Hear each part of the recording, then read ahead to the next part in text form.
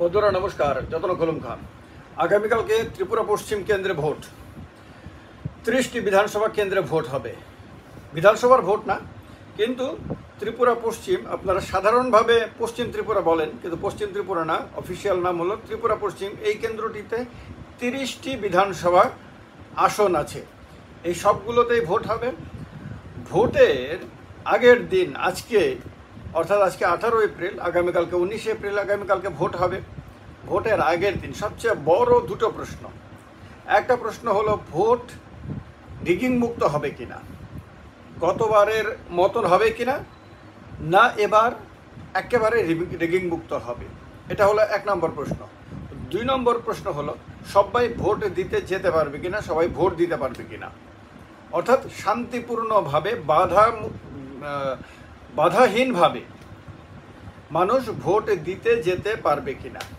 এই দুটো সবচেয়ে বড় প্রশ্ন। কারণ আমাদের রাজ্যে যখনই নির্বাচন হয়েছে তখনই আমরা হিংসা দেখেছি। এটা হিংসার একটা লম্বা ইতিহাস রয়েছে।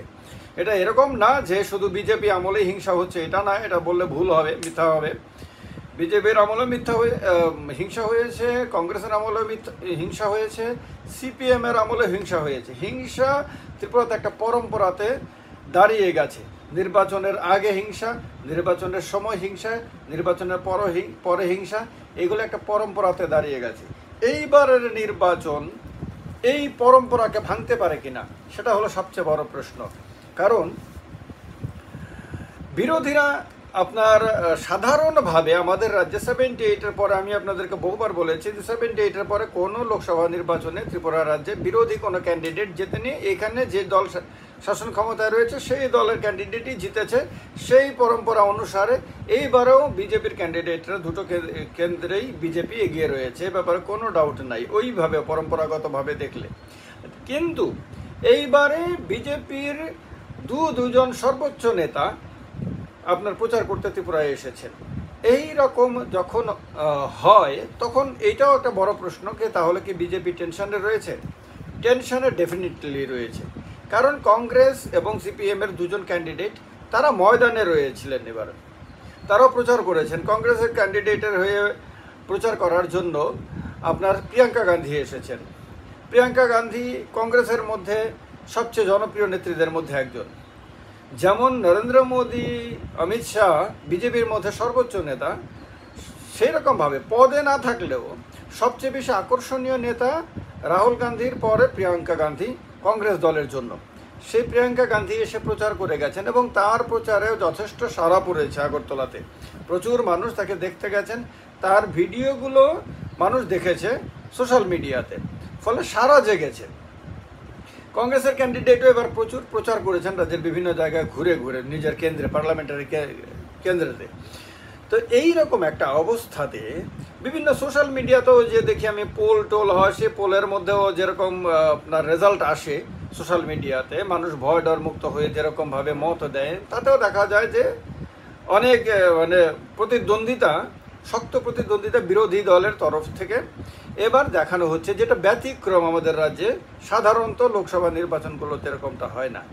এই অবস্থাতে কয়েকটা জিনিস বেশ লক্ষ্য করার ছিল। একটা হলো আপনার তিপ্রাসা ভোটাররা, তিপ্রাসা মানুষ যত বেশি আর সাধারণভাবে নির্বাচনী কার্যক্রমে অংশগ্রহণ করেন এইবার সবগুলি দলের ক্ষেত্রে, সে আপনার বিজেপি হোক, সে কংগ্রেস হোক, সে সিপিএম হোক, যে কোনো দলের ক্ষেত্রে দেখবেন আপনারা এবারে তিপ্রাসা জনগণের অংশগ্রহণ অন্যান্য বারের তুলনায় অনেক কম ছিল।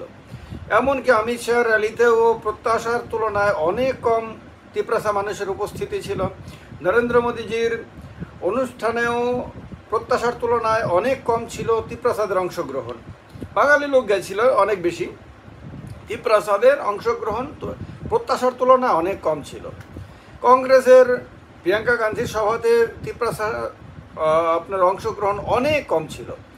এমনকি সিপিএম যে পূর্ব ত্রিপুরাতে ক্যান্ডিডেট দিয়েছে এবং তিপ্রাসা ক্যান্ডিডেট দিয়েছে, সেই তিপ্রাসা ক্যান্ডিডেটের সমর্থনেও অন্যান্য বারের তুলনায়, তাদের অন্যান্য বারের নির্বাচনগুলোতে যে পরিমাণ তিপ্রাসা ঘর থেকে বেরিয়ে এসে তাদের ক্যান্ডিডেটের হয়ে প্রচারে অংশ নিত, এবার তার তুলনায় নগণ্য ছিল।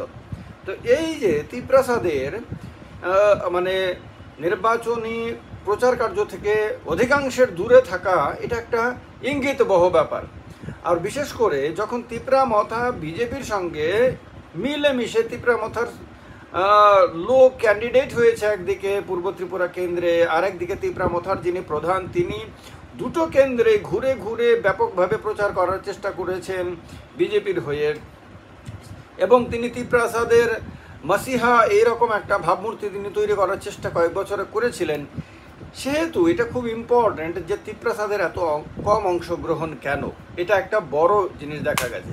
দ্বিতীয়ত হলো, যারা অংশগ্রহণ করেছেন সাধারণ মানুষ, আপনারা যে কোনো র্যালির ভিডিওগুলোকে আপনারা সোশ্যাল মিডিয়াতে একটু টেনে নিয়ে দেখবেন ভালো করে।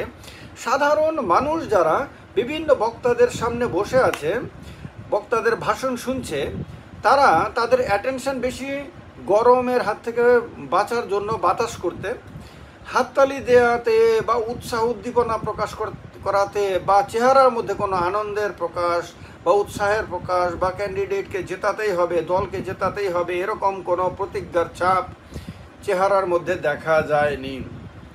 আসতে হবে, না এলে না আবার কোনো বাড়ি ঘরে হামলা হয়, কোনো প্রবলেম হয়, আবার না কোনো দিকে কোনো বিপদে পড়ে, সেই চিন্তাটা অধিকাংশের মানুষের মাথার মধ্যে থাকে। তো গত বছরে তো এটা বেশি বেড়েছে। তো এই কারণে আসতে হবে বলে এসেছে, কিন্তু মনের আনন্দ নিয়ে এসেছে এই কথা বলার সুযোগ পাবেন না যদি ভিডিওগুলোকে একটু ভালো করে পরীক্ষা করে দেখেন। সেখানে থাকা উপস্থিত মানুষগুলোর শুধু চেহারাগুলোকে দেখবেন। কিছু মানুষ তো থাকবেই, কিছু মানুষ চিরকালই থাকবে যারা বিভিন্নভাবে সুবিধাভোগী, তারা সুযোগ সুবিধা ভোগ করছে, তারা আনন্দিত, তারা উল্লসিত, এবং তারা ব্যাপকভাবে তারা মানে পরিস্থিতির সুযোগ নিচ্ছে।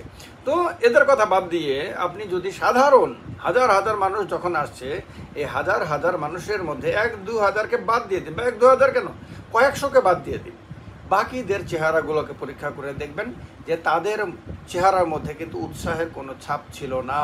এইটা হলো সবচেয়ে বেশি উল্লেখযোগ্য এইবারের নির্বাচনী প্রচার অভিযানের আপনার অবজারভেশন। এটা আপনারা পূর্ব কেন্দ্রে এখনও যেহেতু প্রচার বাকি আছে, কারণ 26শে এপ্রিল, সুতরাং 24শে এপ্রিল বিকেল পর্যন্ত আপনার প্রচার হবে। যারা পূর্ব ত্রিপুরা কেন্দ্রের প্রচারগুলো দেখছেন, সেখানে যাচ্ছেন, কভার করছেন অথবা অংশগ্রহণ করছেন, তাদেরকে আমি আইডিয়া দিয়ে দিলাম, আপনারা সেখানে উপস্থিত মানুষগুলোর চেহারার দিকে ভালো করে দেখবেন। একটা উৎসাহ, একটা উদ্দীপনার যে চেহারা মানুষের চোখে মুখে ফুটে ওঠে, তা উপস্থিত কিনা সেটা ভালো করে পরীক্ষা করবেন। আর ভিডিওগুলো পশ্চিম ত্রিপুরাতেও, ত্রিপুরা পশ্চিমেও পুরনো ভিডিওগুলো সোশ্যাল মিডিয়া থেকে নিয়ে আপনারা দেখবেন ভালো করে।